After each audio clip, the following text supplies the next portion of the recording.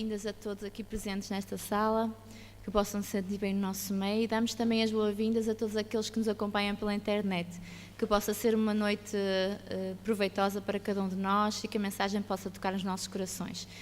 Neste momento vamos então cantar o hino tema Há Mais Vida.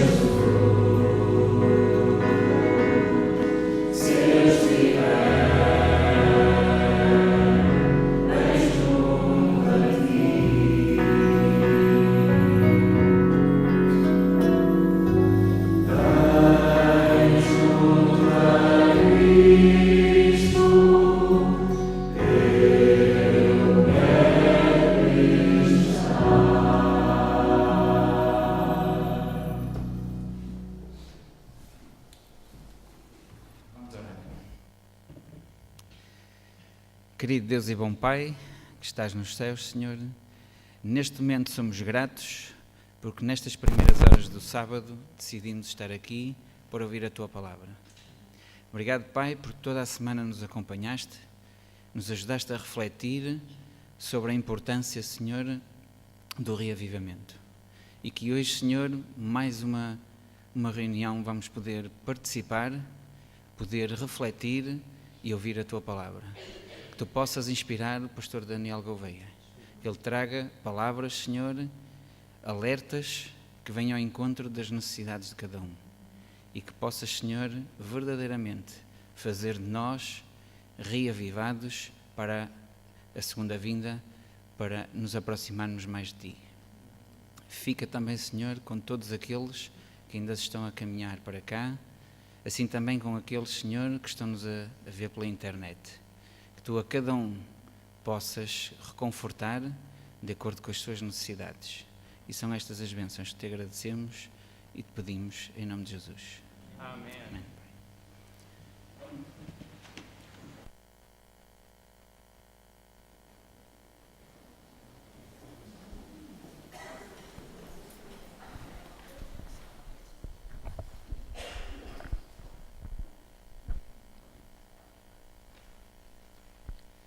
Não há nada de errado ou desajustado em ansiar pelo tempo em que Deus vai consertar este mundo, pôr fim à injustiça, ao sofrimento e substituir o atual caos pela sua glória e pelo seu reino de justiça.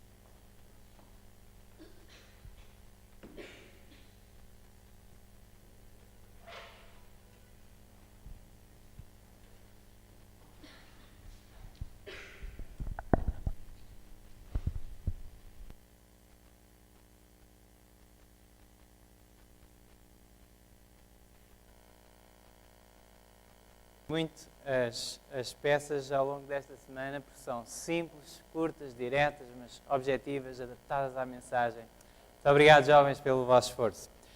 Jovens da Igreja Adventista do Sétimo Dia de Canelas, boa noite!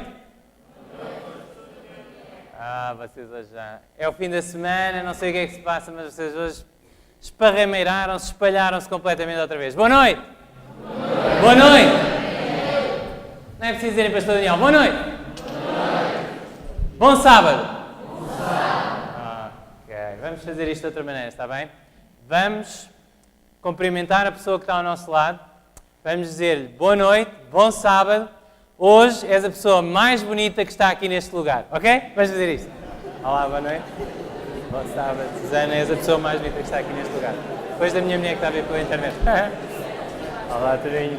És o rapaz mesmo lindo, lindo, lindo, mais lindo que está aqui.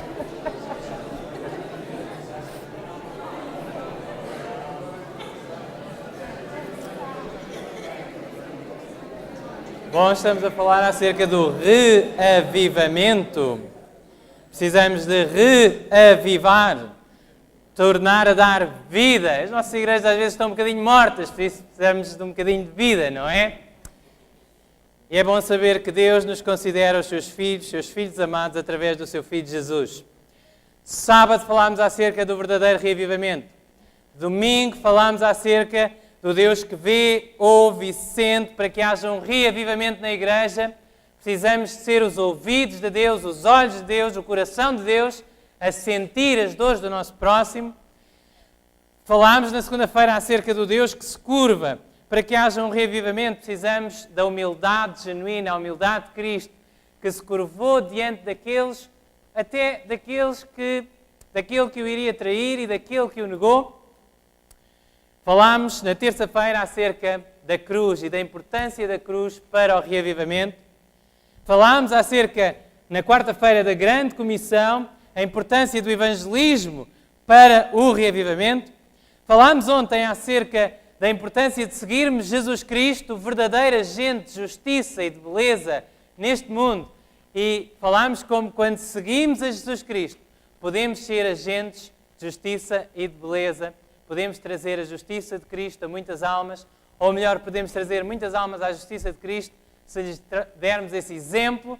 Falámos acerca de 3 coisas principais que eram prioridades na vida de Cristo e que devem ser prioridades na vida dos jovens que se dizem cristãos. Um cristão é o quê? Um seguidor de Cristo. E 3 coisas essenciais na vida de cada cristão, quais são? Pedro, quais são? Pedro, tu pões-me bem disposto cá à frente. Pedro, 3 coisas essenciais na vida de um cristão. Quais são? Ler a Bíblia, ótimo, Pedro. Pedro não se esqueceu da mensagem de hoje. Está lá gravada nos seus neurónios, no mais profundo da sua alma, no seu ser, no seu ADN. Está lá gravada esta mensagem. Ficou lá gravada ontem. Ler a Bíblia, oração.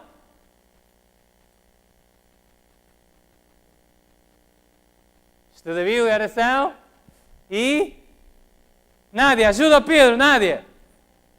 Passar a mensagem aos outros. Falámos sobre libertar os outros, fisicamente e espiritualmente. Hoje vamos falar acerca de outro assunto. tema de hoje é fuga ou motivação. E a pergunta que eu gostava que nós respondêssemos juntos é: qual a importância da segunda vinda de Cristo para o reavivamento? O que é que quer dizer adventista? Jovens adventistas, o que é que quer dizer a palavra adventista?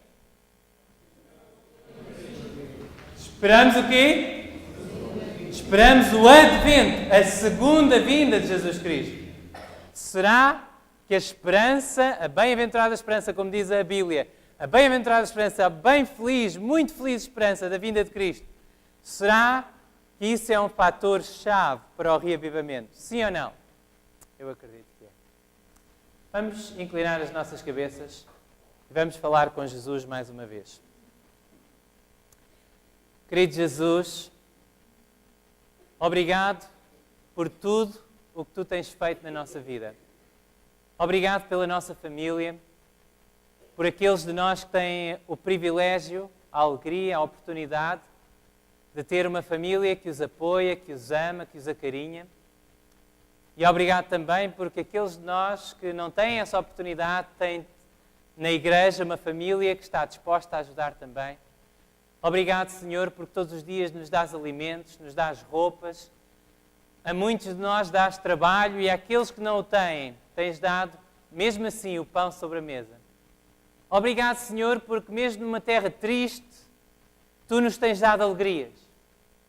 Mas obrigado, sobretudo, porque a Tua morte na cruz do Calvário comprou-nos com o Teu sangue uma esperança eterna, comprou-nos a vida eterna, comprou-nos para Deus e para essa vida que nunca terá fim.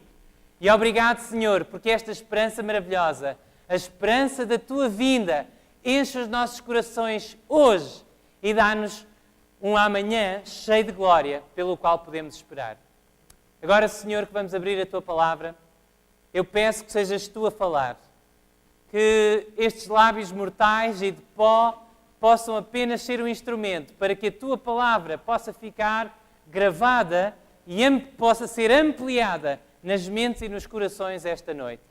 Fica com cada um de nós aqui, fica com aqueles que estão a assistir em suas casas, que todos possamos compreender qual é a Tua vontade enquanto esperamos a Tua breve vinda. É o que pedimos no Teu nome. Amém. No ano 2009, dia 2 de abril, foi um dos dias mais longos de toda a minha vida. Deveria ter sido, eu pensava que seria um dia muito, muito, muito feliz e acabou por ser, mas também foi um dia muito, muito, muito difícil. Muito difícil.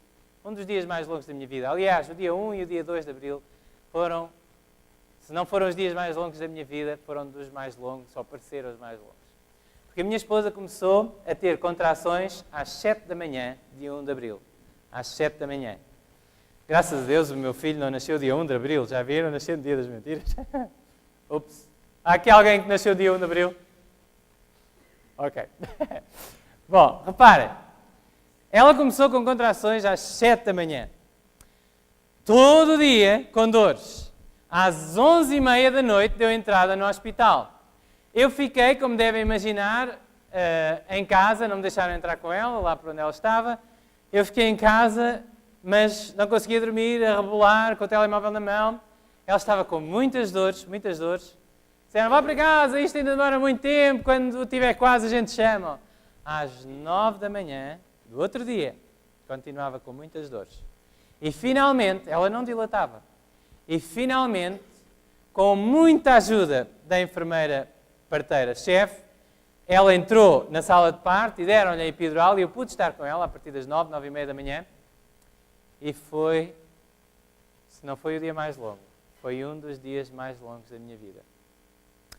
Ver a Soliane deitada numa cama, cheia de dores, continuava a não dilatar, fizeram tudo, tentaram induzir o parto, mas ela não dilatava. Saber que o meu filho, que estava quase a nascer, era a nossa grande esperança, ele ia nascer, ia trazer alegria ao nosso casamento, já era tão feliz, mas um filho ainda ia fazê-lo mais feliz. Mas o Lucas começou a ter falta de oxigênio. Foi um dia horrível. Eu sentia-me completamente impotente. foram as horas mais longas da minha vida. Eu não podia fazer nada, sentia que não podia fazer nada. O meu único refúgio era clamar a Deus, pedir às pessoas que orassem por nós. Havia uma greve dos enfermeiros nesse dia e havia médicos que, a meu ver, foram um bocadinho teimosos. E mesmo vendo que ela não conseguia ter o filho, não queriam fazer a cesariana. E eu lembro-me que eu estava ansioso e comecei a ficar zangado com os médicos. Sou pastor, sou cristão, mas sou humano e tenho emoções. E comecei a ficar zangado com eles, queria ralhar com eles, mas não podia. Porque algo na minha mente dizia, se tu te ralhas com eles, eles têm a faca e o queijo na mão, podem ainda fazer pior. E eu sofri muito nesse dia. Eu lembro-me que eu deixei de ficar zangado, porque eu fiquei desesperado. Às 5h30 da tarde eu estava completamente desesperado. E fui para a casa de banho do hospital, cheirava mal como tudo. E ajoelhei-me e comecei a pedir a Deus, meu Deus, faz um milagre. Eu não sei o que é que se passa com os médicos, não sei o que é que se passa com os enfermeiros. Eles não fazem a cesariana, mas a Celiane não pode mais. Ela está nas últimas. O Lucas já não estava bem. E quando eu subi, a médica finalmente disse, ok, vamos levá-la para o bloco operatório. Quando eu pude estar com ela até à entrada do bloco operatório, mas depois disseram, você não pode entrar, o meu maior sonho era ver o meu filho a nascer, mas não pude assistir. Você fica aqui. E ela entrou e eu fiquei com uma ansiedade tão grande, mas tão grande, mas tão grande. Foram os 20 minutos mais longos da minha vida. 20 minutos mais longos da minha vida. Finalmente, eu vi uma enfermeira a sair pela porta, toda vestida de verde. Eu penso que era uma enfermeira, não sei o que é que era. Bom, era uma coisa verde a sair pela porta. E trazia uma coisa branca assim, embrulhada no peito, e correu para o elevador e ela viu-me a fazer uma cara, como estou a fazer, né? Uma cara pior do que ela contou. E disse, você é o pai do Lucas? Eu, sou! Entrei. E finalmente, agora vocês têm de imaginar. Vocês imaginem, ok? Imaginem. Eu vivi aqueles 9 meses numa antecipação brutal do dia em que eu ia ver a cara do meu filho. Eu falava com ele todos os dias. A partir dos 6 meses de gravidez, ele começou a fazer braço de ferro comigo. Eu empurrava a barriga para um lado, ele empurrava para o outro. Empurrava para um lado, ele empurrava para o outro. Nós tínhamos uma relação muito próxima. Eu cantava para ele, falava com ele, orava com ele dentro da barriga e eu cá fora. Mas a coisa estava a resultar tão bem, eu pensei, nós vamos nos dar tão bem. A primeira vez que eu ouvir, sei lá, eu pensava que iam sair faíscas dos olhos dele e faíscas dos meus olhos. E eu entrei no elevador e disse, é o Lucas, já vem. E eu olhei para ele, bom, sabem quem é que são os bebés, não é? A gente diz que são as coisas mais bonitas do mundo, mas estão todos enrugados, parece que acabaram de sair da máquina de lavar. E eu olhei para a cara dele, Lucas, olá filhinha, é o papá. E ele estava com uma cara mesmo de enjoado. Os meus sonhos partiram completamente.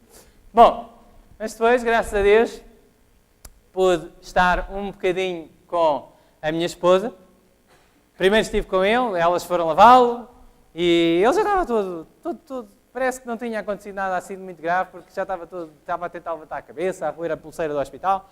E comecei a ficar preocupado com a minha mulher. Ela tinha sofrido tanto. Então, desci lá abaixo e deixaram-me entrar onde ela estava, para a ver. Estive com ela na cama onde ela estava. E sabem, nesse dia eu compreendi um texto da Bíblia, como nunca tinha compreendido até ali. É um texto que está em João, no capítulo 16. Agora imaginem, a minha esposa estava tapada com aquelas roupas do hospital muito bonitas.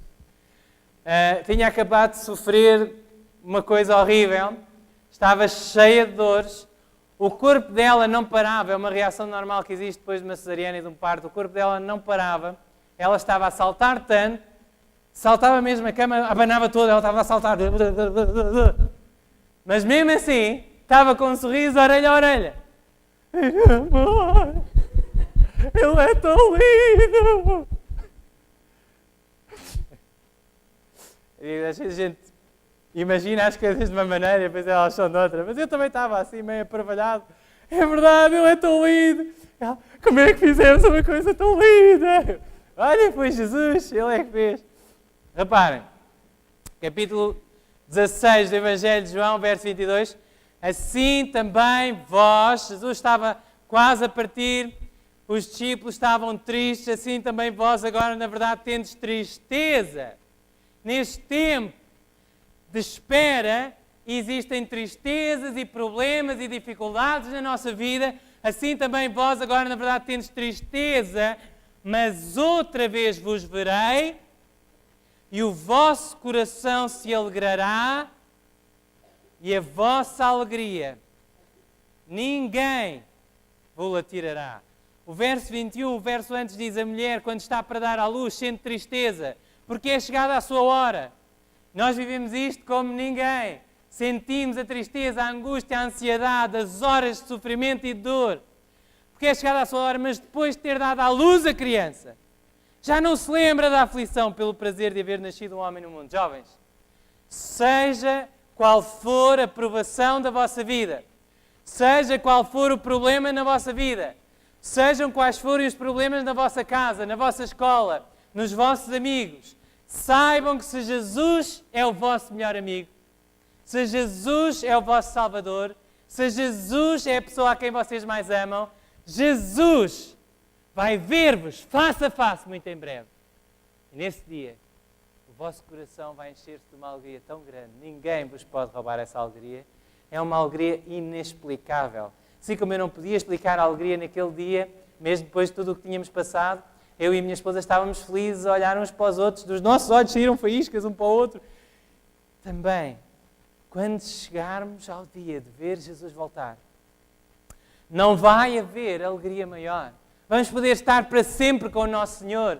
Devemos ter o nosso coração cheio desta certeza, desta esperança todos os dias da nossa vida. Esta esperança dá-nos forças para suportarmos os maiores problemas da nossa vida.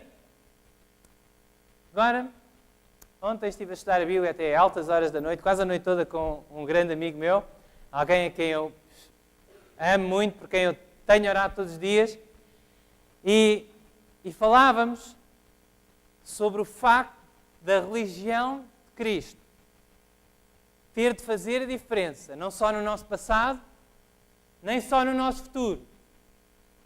É importante, nós vivemos para esta segunda vinda, mas esta religião também tem de fazer a diferença já hoje, na minha vida.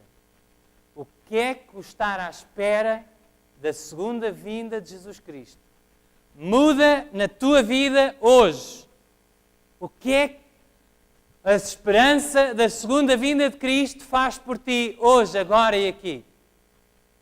Quando Jesus falou acerca dos sinais da sua vinda, e nós lemos, por exemplo, em Mateus 24, os sinais que antecederiam o seu regresso, Jesus logo a seguir mostrou aos discípulos a importância da vigilância e da oração, e mesmo no capítulo 24 falou sobre isso. E quando terminou o capítulo 24, ou quando termina o seu discurso no capítulo 24 e passamos para o capítulo 25, estamos num discurso, estamos num sermão, estamos em avisos que nos ensinam a viver hoje, aqui e agora, em antecipação desse grande dia. Jesus contou quatro parábolas principais que nos ensinam a viver esperando esse dia. Reparem, Jesus tinha falado acerca dos sinais da sua vinda, eles estão-se a cumprir, nós sabemos quais são, vamos falar sobre isso na campanha de evangelização, que começa dia às 20h30. E vocês estão a orar pelos vossos amigos e vão trazê-los a essa conferência e a todas as outras, não é, Tito? Diz sim, é? Sim, é. Ok, ouviram? Ele disse sim, é. Ok. Agora reparem. Depois de ter dado esses sinais, Jesus fala conta 4 parábolas e fala acerca de como é que nós devemos estar à espera da sua vinda. A primeira parábola é a parábola do servo fiel e prudente ou do mau servo. Dos dois servos, Jesus contrasta dois servos diferentes. E eu acredito que esta parábola se adapta a todos os cristãos, a todos os servos de Deus, mas principalmente aos pastores. Por isso, antes de vos dizer o que é que a Bíblia diz em relação àquilo que vocês devem fazer enquanto esperam a segunda vinda, deixem-me dizer-vos o que é que a Bíblia diz que eu devo fazer, ok? Estamos todos no mesmo patamar, a Bíblia fala a todos, tem uma mensagem para todo o ser humano. Quem é, pois, verso 45, Mateus 24, verso 45, final do capítulo 24, grande capítulo sobre os sinais, verso 45, quem é, pois, o servo fiel e prudente que o Senhor constituiu sobre a sua casa para dar o sustento a seu tempo? Qual é o sustento que os pastores devem dar à casa de Deus, que é a igreja? Qual é? Qual é? Nem só de pão viverá o homem, mas de toda a palavra que sai da boca de Deus. Então, para dar o sustento ao seu tempo, bem-aventurado aquele servo que o Senhor, quando vier, achar servindo assim. Em verdade vos digo que o porá sobre todos os seus bens. Porém, se aquele mau servo disser consigo, o meu Senhor tarde virá. Vamos ver, há líderes religiosos cristãos. Eu espero que não haja nenhum pastor adventista de sétimo dia que faz isso. Eu espero não fazer isso. Mas há alguns pastores que parecem ter mais prazer em dizer: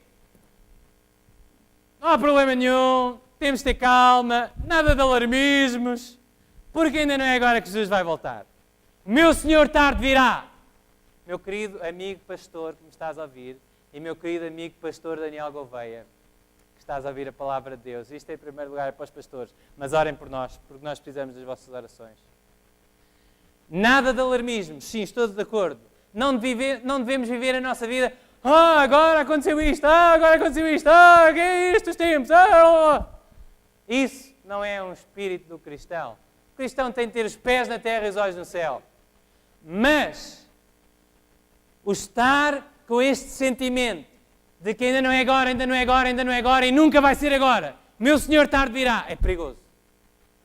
Os pastores, estou a pregar para mim, precisam de ajudar os membros a compreender a brevidade da vida humana.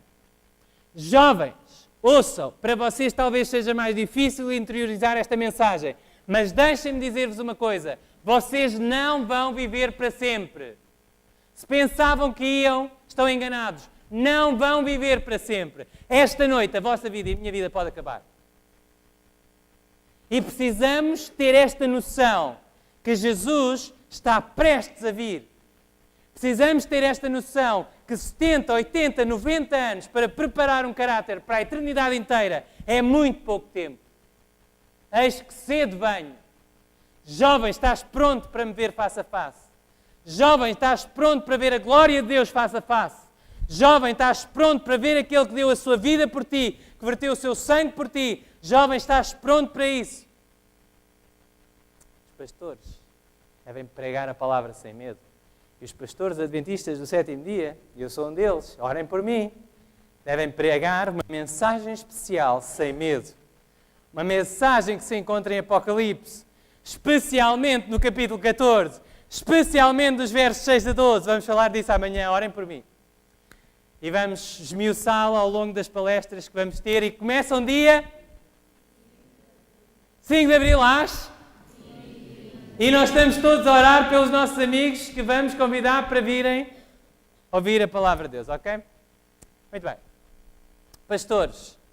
Mas também fala para outras pessoas. Reparem, capítulo 25 conta a parábola das 10 virgens.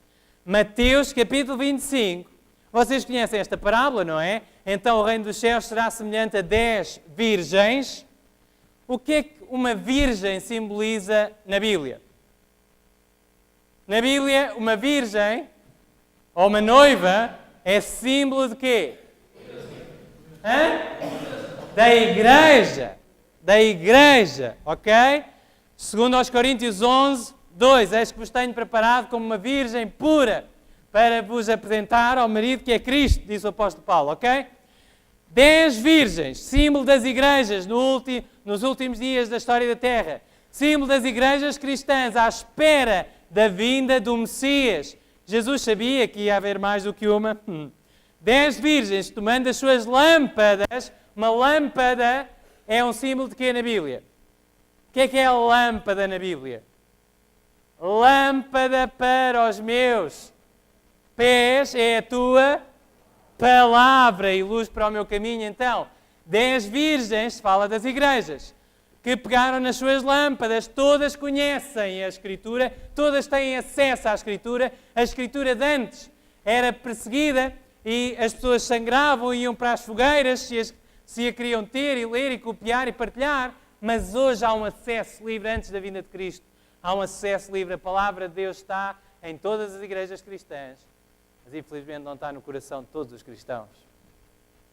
10 virgens, tomando as suas lâmpadas, saíram ao encontro do esposo. Quem é o esposo? Jesus. E 5 delas eram prudentes e 5 loucas. As loucas, tomando as suas lâmpadas, não levaram azeite consigo, mas as prudentes levaram azeite nas suas vasilhas com as suas lâmpadas. O símbolo do azeite. O azeite é um símbolo de quê? Espírito Santo. Zacarias capítulo 4, 1 Samuel capítulo 16, verso 13. O azeite é um símbolo do Espírito Santo. E agora reparem, verso 5. E tardando o esposo, estava profetizado, ia haver um atraso. Jesus, da nossa perspectiva humana, iria demorar a vir. Tardando o esposo, todas adormeceram. Então, estão a ver, estava profetizado que a igreja, antes da segunda vinda de Cristo, Laodiceia, a última igreja do Apocalipse, estaria, como nos sermões, o pastor a pregar e os membros a dormir. Não se preocupem, os pastores também dormem muito. Agora reparem, então todas aquelas virgens se levantaram e prepararam as suas lâmpadas. E as loucas disseram às prudentes: dai-nos do vosso azeite, porque as nossas lâmpadas se apagam. Mas as prudentes responderam dizendo: não seja o caso que nos falta a nós e a vós, ide antes aos que o vendem e comprai-o para vós. E tendo elas ido comprá-lo, chegou o esposo, e as que estavam preparadas entraram com ele para as bodas e fechou-se a porta. E depois chegaram também as outras virgens, dizendo: Senhor, Senhor, abre-nos. E ele respondendo disse: em verdade vos digo que não vos conheço. Vigiai, pois, porque não sabeis o dia nem a hora em que o Filho há de vir. Estão a ver? Estava profetizado que iria haver um atraso na vinda de Jesus. Estava profetizado que iria haver um adormecimento no cristianismo. Antigamente os cristãos davam a sua vida, davam o seu sangue pela sua fé. Hoje, se nós damos 2 horas ao sábado de manhã e 1 hora durante a semana na reunião de oração, achamos que é muito se o pastor se atrasa a pregar mais 5 minutos. Estava profetizado que a igreja cristã ia estar a dormir. Agora, estarmos a dormir é grave.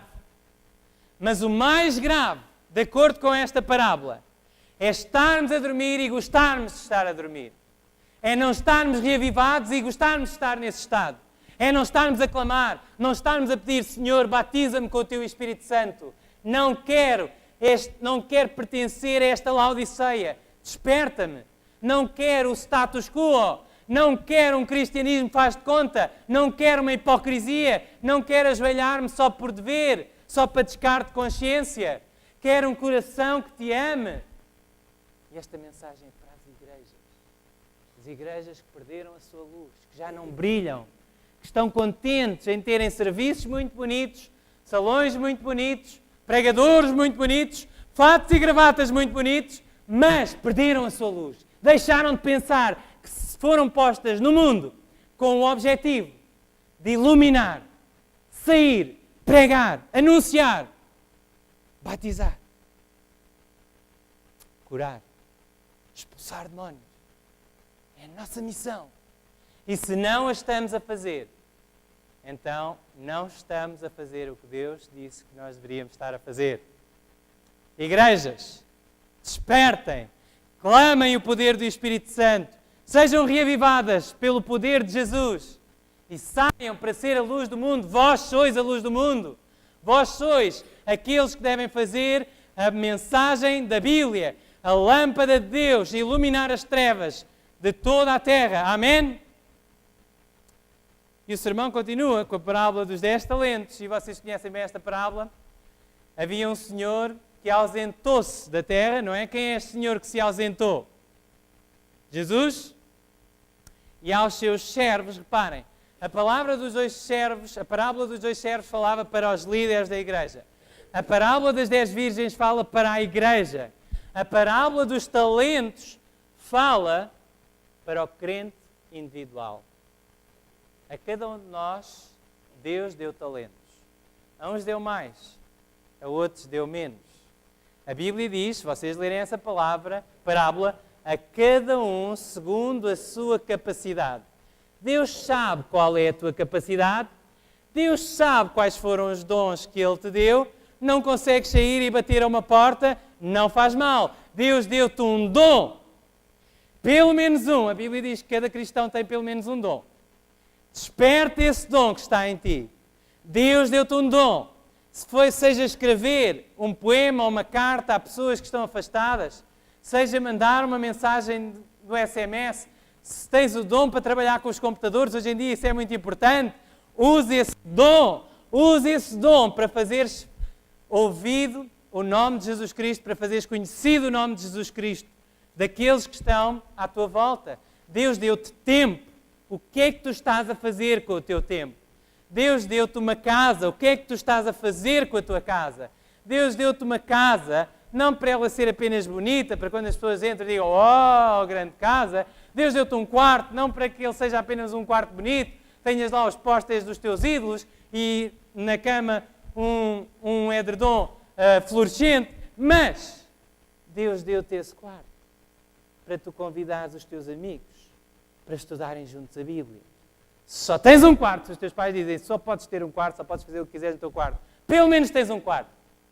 Quarto para ser o teu refúgio de oração. Um quarto onde tu tenhas algo que quando alguém entra, vê, aqui está um cristão. Não está um jovem como os outros. Não tem os mesmos pósteres que os outros. Não tem os mesmos interesses que os outros. Podes ter os mesmos interesses. Podes ter os interesses que são saudáveis. Podes ter os mesmos que os outros. Mas tens algo mais. Tens um tesouro. Tens Jesus. E isso deve ver-se no teu quarto. Deve ver-se no teu telemóvel. No teu computador. Deve ver-se na maneira como tu falas. Na linguagem que tu usas. Na roupa que tu vestes. Na forma como tu usas a tua mesada. As pessoas devem olhar para ti e perceber, aqui está um cristão. Ele está a usar os talentos que Deus lhe deu, a mente que Deus lhe deu, o coração que Deus lhe deu, para fazer bem aos outros. Estão a ver? O problema do servo que tinha um talento, não era que ele tinha só um talento. Deus nunca o condenaria por ele ter só um talento. Foi Deus que lhe deu. Mas com um talento, ele poderia ter feito tanto ou mais do que o outro que tinha 5 e o outro que tinha 2. Deus deu-te um talento, Deus deu-te um dom, Deus deu-te algo que tu podes usar ao seu serviço. Será que estás a colocar esse dom nas mãos de Jesus e a dizer, Senhor, usa-me, eu quero servir-te com os dons que tu me deste? E finalmente, depois de ter falado para os pastores ou para os líderes da igreja, líderes espirituais, depois de ter falado para a igreja, depois de ter falado para o crente individual, Jesus fala para toda a humanidade. Na parábola dos bodes e das ovelhas, Jesus diz, quando o Filho do Homem vier e se assentar no trono da sua glória, então toda a humanidade será reunida diante dele, separará uns para a direita, outros para a esquerda, como o pastor separa os bodes das ovelhas, e então dirá aos da direita. Direita, na Bíblia, é uma posição de honra, da aprovação de Deus. Verso 34, Mateus 25, verso 34. Então dirá o rei aos que estiverem à sua direita, vinde benditos do meu Pai, possuí por herança o reino que vos está preparado, desde a fundação do mundo. Porque tive fome e deste-me de comer, tive sede e deste-me de beber, era estrangeiro e hospedaste-me, estava nu e vestiste-me, adoeci e visitaste-me, estive na prisão e fostes ver-me. Então os justos lhe responderão, dizendo: Senhor, quando te vimos com fome e te demos comer, ou com sede e te demos beber, e quando te vimos estrangeiro e te hospedámos, ou nu e te vestimos, e quando te vimos enfermo ou na prisão e fomos ver-te? E respondendo o rei lhes dirá: em verdade vos digo, que quando o fizestes a um destes meus pequeninos irmãos, a mim o fizestes. Quando eu mudei para o Algarve, eu comecei a viver numa casa que estava a 700 metros de uma prisão. E cada vez que eu tinha de sair de casa, passava pela prisão a conduzir, e eu sentia um peso no meu coração tão grande. Antigamente, qualquer igreja cristã que quisesse fazer um programa numa prisão, poderia fazer, mas as leis tinham mudado, eu sabia que as leis tinham mudado. Como pastor da igreja adventista, eu não podia entrar na prisão e começar a falar de Jesus e da Bíblia, mas eu sentia um peso no coração e ouvia as palavras: estive preso e fostes ver-me. Estive preso e fostes ver-me. E ouvi falar deste projeto da Bíblia para mim, da ASI, e portanto, as pessoas que desenvolveram este projeto queriam ajuda. Eu disse: eu gostava de ajudar, tenho uma prisão ao meu lado, e nós queremos pessoas que colaborem connosco. E então, houve um dia que eu passei pela prisão e, outra vez, estive preso e foste ver-me. E naquele dia, eu não aguentei mais, liguei para um amigo meu e disse: amigo, tu que tens esta excelente função de visitar as prisões, tens de ir comigo aqui a Silves, temos de visitar esta prisão, temos de ir lá tentar distribuir a Bíblia. Eu disse: sim, vamos marcar. Contactou com o diretor da prisão. E no dia marcado nós fomos. Eu fiz a palestra sobre uma introdução à Bíblia. Ele apresentou-me como um amigo dele, tinha um mestrado em teologia. E durante meia hora eu fiz um resumo da mensagem da Bíblia. E depois ele explicou como é que se devia usar a Bíblia. E então nós tivemos uma ideia de fazer algumas palestras baseadas nos temas da Bíblia, que são estudos bíblicos sobre vários temas. E, finalmente, a prisão abriu as portas, falei com a diretora, com a sua assistente, elas acharam uma ideia excelente. Eu fui como voluntário, elas sabiam que eu era pastor, mas não fui como pastor, mas como voluntário da Medicine One, fazer uma palestra sobre a Bíblia para trazer esperança aos presos. E graças a Deus, pela graça de Deus, durante 5 sessões, tive a oportunidade de falar com aqueles presos. Digo-vos, foi uma experiência maravilhosa para mim. Cada vez que eu ia a pé, muitas vezes, cada vez que eu ia a pé da minha casa para a prisão, eu ouvia agora outras palavras na minha mente e no meu coração. Já não era o estive preso e foste ver-me, era o eis que estou convosco todos os dias até à consumação do século. Jesus prometeu que quando nós estivéssemos a fazer a sua obra, a ir evangelizar, a ir tratar dos doentes, a visitar os doentes, a ir visitar os presos, a ir alimentar os famintos, que Ele estaria connosco mais perto do que nunca. E eu senti-o mais perto do que nunca ali. Houve um dia que me fecharam lá dentro, a assistente da diretora saiu e não se lembrou de mim, e de repente eu estava a falar lá com o preso, ele estava muito interessado, porque embora eu não falasse das nossas doutrinas específicas, falava da Bíblia, mas eles faziam perguntas. E um perguntou-me sobre o sábado e coisas assim, eu estava a explicar-lhe, a mostrar-lhe na Bíblia, e de repente ouço assim, pum! Era o portão, fechou, e eu olhei, fiquei, uau! E comecei, e disse, pronto, então adeus, e comecei a dizer, uau, esqueceram-se aqui de mim cá dentro. E eu, desculpe e tal, lá abriram a porta. Quando eu cantei isto ao Rubem Ferreira, que tem ido a todas as prisões, distribuir as Bíblias, ele disse-me assim, esse é o meu sonho. O meu sonho é ficar lá preso um dia para falar com eles mais tempo. Eu, pastor miserável que eu fui. Fiquei lá preso e só queria ir ficar para fora. Mas é assim, se vocês visitarem o interior de uma prisão, vocês vão ver que não é bonito e não dá vontade de ficar lá dentro. É por isso que Jesus nos manda ir lá. É por isso que Jesus nos diz, estive preso e foste ver-me. Quando fizeste um destes meus pequeninos irmãos, a mim o fizeste.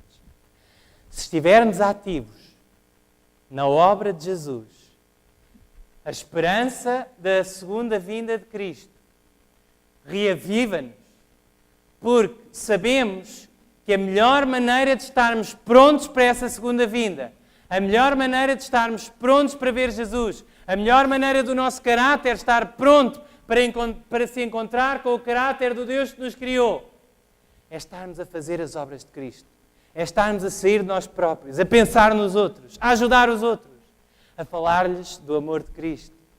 E assim seremos semelhantes a Jesus e assim iremos reconhecê-lo quando Ele voltar. Assim essa alegria que excede todo o entendimento inundará os nossos corações. Podem por vezes sentir que estão no hospital, que é tudo um caos à vossa volta. Podem por vezes sentir que não podem fazer nada, que estão impotentes. Mas Jesus disse, tudo é possível ao que crer. Posso todas as coisas naquele que me fortalece, dizia o apóstolo Paulo. Podes sentir que és uma miséria, podes sentir que não tens nada de bom a dar, podes sentir que és muito tímido ou muito tímida, podes sentir que não tens fé suficiente, mas entrega-te a Deus, com o talento que Ele te deu, entrega-te completamente, dá-te completamente a Jesus e vais ver que Jesus te vai usar poderosamente. Jesus vai te usar para fazeres a diferença num coração. Jesus vai te usar para ganhares uma estrela, para que no céu tu digas, esta alma está aqui pela grande graça de Deus, mas eu, tão pecador e miserável, porque me entreguei a Jesus, pude ser usado como instrumento para que esta pessoa esteja aqui para toda a eternidade. Não há alegria maior do que essa, amigo. Não há alegria maior do que essa. Ontem já eram altas horas da madrugada e este amigo com quem eu estou a estudar a Bíblia dizia-me, desculpa Daniel, desculpa, tenho tantas perguntas e ficaste até tão tarde, estás tão cansado. Não. Para mim, falar de Jesus é a melhor coisa que existe. Para um cristão, falar acerca de Jesus Cristo é a melhor coisa que existe. Tragam os vossos amigos aos pés de Jesus e vejam a alegria que isso provoca no vosso coração, o reavivamento que isso traz à vossa vida e à vossa igreja e o como isso vos faz ansiar cada vez mais pela segunda vinda de Cristo. Havia um homem chamado Jorge que trabalhava na casa das máquinas de uma grande empresa e trabalhava com um colega, mas este Jorge era um cristão. Ele passava os seus dias a cantar músicas, sobretudo relacionadas com a segunda vinda de Jesus Cristo, era a sua grande esperança. E um dia o seu colega de trabalho olhou para ele estava todo sujo, faltavam 10 minutos para terminar o seu turno. 10 minutos! Ele estava todo sujo a trabalhar nas máquinas, cheio de óleo, a sua roupa estava toda suja. E o seu amigo disse-lhe, Jorge, faltam 10 minutos, não vais para casa daqui a 10 minutos? Ele disse, vou. Mas repara, não estás pronto, estás todo sujo. Ele, então eu estou pronto. Não estás nada pronto. Olha para ti, estás todo sujo. Estás todo sujo, a tua roupa está toda suja. Se tu entras em casa assim, a tua mulher vai-te matar. Ele disse, não, eu estou pronto. E quando tocou o sino para ele sair, quando a hora chegou, o Jorge despiu o seu fato de macaco, que estava todo sujo por fora. E tinha a roupa mais limpa que o colega alguma vez tinha visto por dentro. Estás a ver, se tu trabalhares por Jesus, se trabalhares para trazer almas a Jesus, se trabalhares para aliviar as dores da humanidade, não te vais sujar nesse trabalho, mesmo que exteriormente, diz o apóstolo Paulo, o nosso homem exterior se corrompe, contudo o nosso homem interior se renova dia para dia. É assim que o teu caráter é aperfeiçoado e é assim que estás pronto e pronta para ver Jesus. Vamos ouvir uma música especial esta noite. Convido-vos a decidirem hoje, prepararem-se para a segunda vinda de Cristo, trabalhando como Ele trabalhou para salvar muitas almas.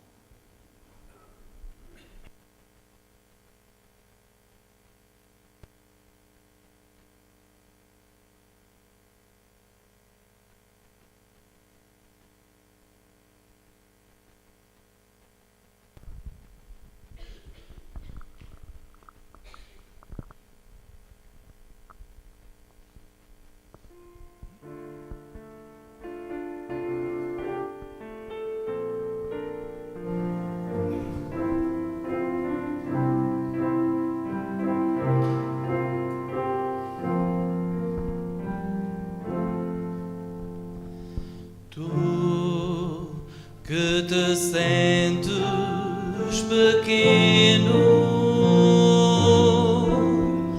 dirige teus olhos a Deus,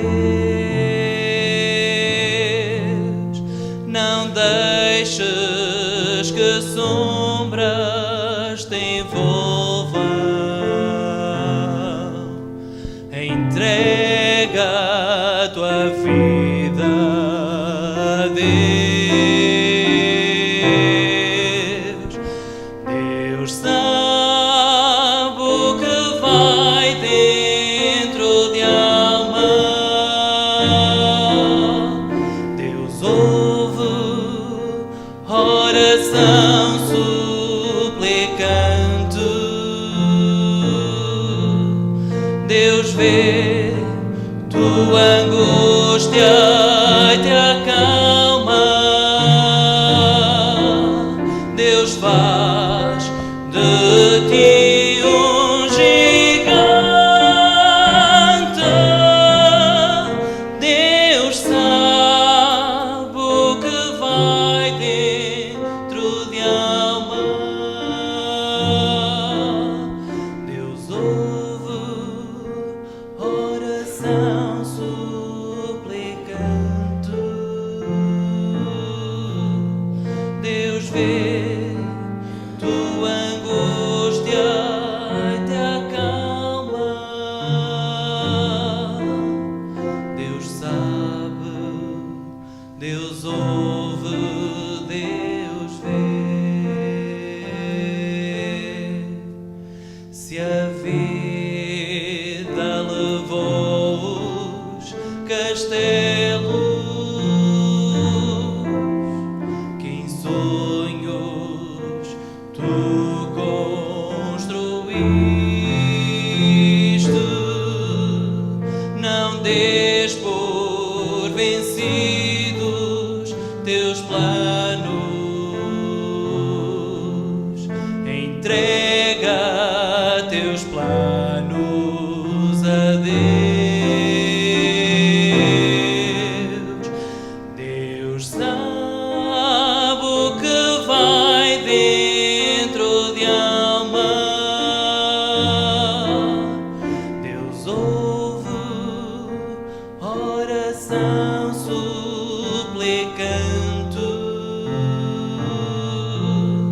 Deus vê tua angústia e te acalma, Deus faz de ti um gigante, Deus sabe o que vai dentro de alma, Deus ouve oração suplicante, Deus vê tua angústia e te acalma, Deus sabe, Deus ouve, Deus vê.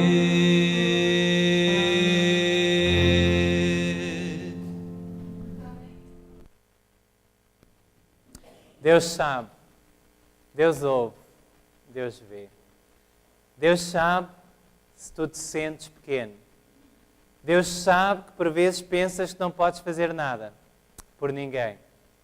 Deus quer fazer de ti um gigante na sua obra. Deus quer fazer de ti um instrumento nas suas mãos para aliviares os males de muitos, para curares muitos doentes, para vestires muitos nus, para alimentares muitos famintos, para trazer esperança, a esperança da palavra de Deus a muitos que não veem um amanhã melhor e que não sabem como é que vão chegar ao fim do hoje. Esta noite vamos orar, não por nós. Vamos orar pelas pessoas que estão à nossa volta. Eu convido-vos a se dividirem em grupos de 2 ou 3, a partilharem uns com os outros. Quem são as pessoas por quem vocês têm orado ou por quem vocês querem orar e a quem vocês querem mostrar Jesus? Vamos 2 a 2, 3. Partilhem uns com os outros. eu quero que oremos por esta pessoa. Estou a estudar a Bíblia com ela, ou eu quero que oremos por esta pessoa, ela está a passar dificuldades e eu quero ajudá-la e não sei como. Vamos orar pelos outros.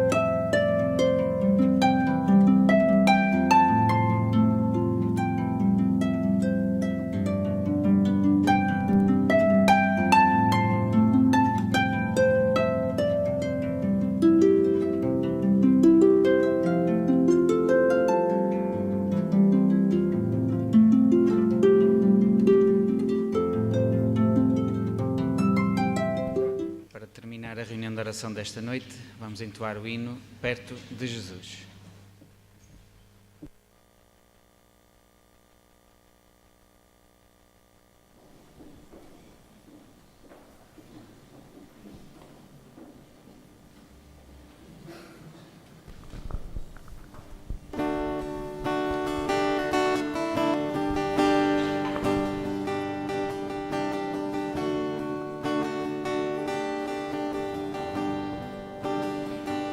Perto de Jesus,